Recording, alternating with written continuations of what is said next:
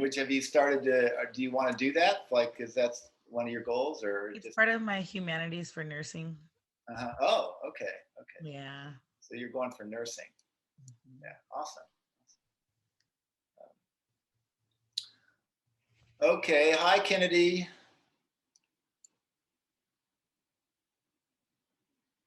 All right. It's 9:31. So we're just going to jump into it here. Okay. Welcome, Jasmine. Welcome, Marlinda. Welcome, Kennedy. I'm sure some other people will show up. At least I hope so. And so let me share my screen and tell you, we always try to pack a lot in this about 70 minutes that we do. Okay, here's what I got for a to-do list today. Kind of my lesson plan here. I want to talk first about the lab like a couple of weeks ago, the one on clarity real quickly. Then we'll get into the assignments for the week. And in the process of that and talking about your essay, I want to practice writing about poems and metaphors and using our sources. So that's what I'm hoping to get done today. Let's just jump right in. So let me first talk about the active versus passive and linking verb stuff. And let me go get something here. This is kind of a review. If you want to pull your own, that just to show, yeah, that's just to show you where it is. And I guess that's where I'm going to go to open it up. This was back in week 8. And I had this lab, the Clarity Lab here. So I'm going to open that up. And if you have your nuts and bolts book handy, you might have that out too. And let me get some different light going a little bit for me. I don't know if that, yeah, that's all right. Okay. So this is a little tricky. I don't want to get too bogged down in grammar, but a little bit of grammar is kind of useful here. So when we're talking about these active verbs versus linking verbs, the most common linking verb is the forms of be. And the weird thing about it is it's the most common verb in English, and yet the forms of be don't look at all like each other. They're almost all little words. But you need to get to where you recognize these words immediately if you can't already do that. I am, you are, he is, they were, we were, I was, all those forms of be. And so why is it called a linking verb? It's called a linking verb because it usually links, like if I say I am a teacher, the verb is am, but it's not really doing anything. It's just linking. It's like an equal sign. I equals teacher, right? Or if I say I, am tired. Well, tired is a description of me, and am, I am, or you are tired is just, again, kind of like an equal sign a little bit. And so it's just linking something that modifies the subject to the subject. We could almost do without it, we could just say I happy, but we say I am happy, or I am late, so that's how it works as a linking verb. That's why we call it a linking verb. There are other ones like he seems happy, that smells good. Again, you could say he is happy, right? Or that is good. So those are kind of fancy linking verbs that apply a quality to the subject. That apple pie smells good. I probably should have put something more in there. And most of you did. Let's see. Well, let me just. What do I want to show you here? Well, yeah, just to go, I hope you guys read these examples I gave. So here's I think one of the examples in our book. A mood of ambivalence is the main effect of the poem's language and imagery. Very fancy. Now I said to reverse it, and a lot of you tried that, but just reversing it doesn't really do it. In this case, we reverse it, we get the poem's language and imagery, and we could put is a mood of ambivalence. But that's not right? The imagery isn't a mood of ambivalence. That's not even accurate. So then we look around for verbs that would actually be more accurate, and we could come up with quite a few. create a mood, build a mood, evoke a mood, establish a mood, generate a mood. And so it's good to be able to brainstorm several. And by doing this, by the way, you push yourself to increase your active vocabulary. We're kind of lazy when we write, and we can use words like is or thing or go or have or do over and over and over and over again. When if we push ourselves a little, we can get more vocabulary into our writing, and not fancy words. None of these. Well, maybe evoke is a fairly fancy word, but most of these aren't fancy words. They're just more accurate, you know. And then you pick one that works the best, that you like the best. The poem's language and imagery create a mood of ambivalence, and so we compare that with that active verb create compared to a mood of ambivalence is the main effect of the poem's language and imagery. And you can see just how much stronger, you know, and clear that sentence is and active because it has the word create in it. So that's sort of that. And you guys did mostly, I don't need to go over those because you saw the way they were answered in the book, so we don't need to go that. I think most people kind of get this idea of the passive. The passive is when you have that linking verb, but then you have like what's called the past participle of a main verb behind it. So the pedestrian was hit. So was hit's the whole verb there. But it's passive because the pedestrian is the one that's, if we're passive, that means we're doing nothing. If you say someone's passive versus like aggressive, you know, we saw passive aggressive. A passive is somebody who doesn't act but lets things happen to them or something. So to be very passive is to do nothing. So in this case, the pedestrian isn't doing the action. The pedestrian is getting the action done to it. And that's why we call that the passive voice. You know, we could say the dog bit the man. The dog's doing the acting. But if you say the man was bit by the dog, now the man is passive and the dog is on the other side of the sentence. So we turn it around and we get the car hit the pedestrian. Now we have the doer of the action in the subject. And so we say that that's active. The fire was started. Here's a problem with the passive is then we don't know who started it. And sometimes that's good, as in mistakes were made, like the politicians say, right? They don't want to say, I made a mistake. So they say mistakes were made.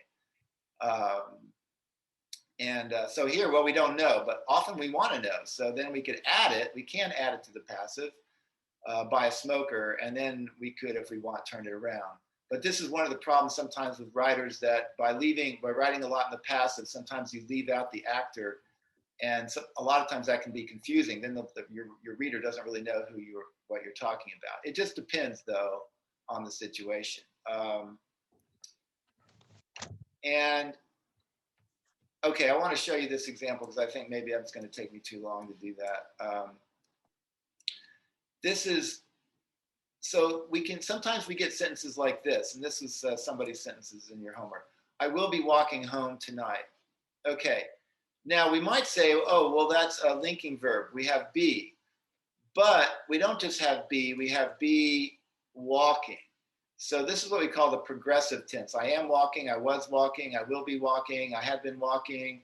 And you can say, you know, I was eating, we're driving, I was anything like that with the ing plus a be in front of it, or I am, I was, I were, I am walking, I was walking, you were walking, they are walking.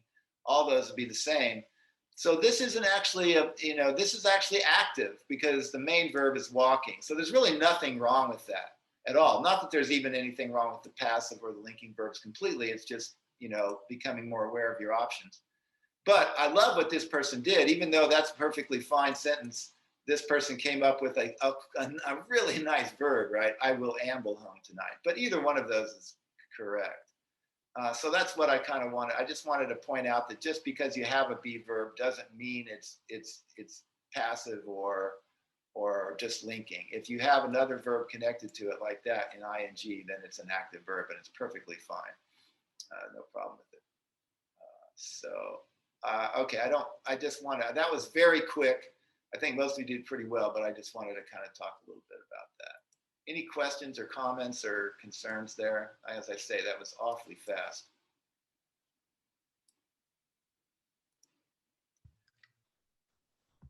Yeah, you know, the main thing is to try to make your writing clear and active, and so your reader knows who does what. And we'll talk more about that as we keep going forward with some more labs about getting your actors up front, your players clear, like who's doing what.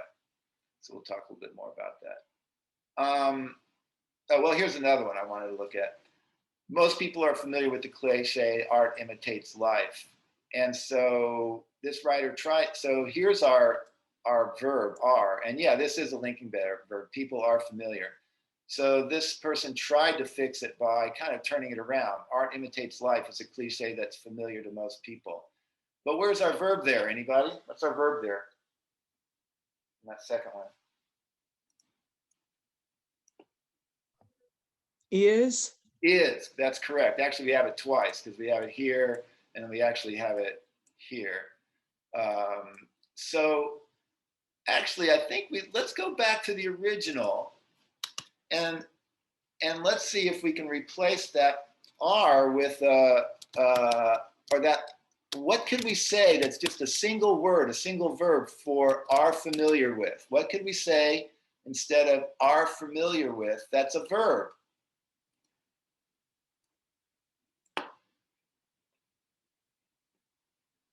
Very simple. Use it every day. Use it all the time. What's a simple word? Recognize. Okay, that would be one. Yeah, recognize. Sure. Any other ideas? We could put a list. We could make a list. Recognize this cliche. Any others? Well, I'll throw in another one. No. Okay. Okay, I'll just stop there. Right? So, well, let me just go ahead and complete it, I guess. Yeah.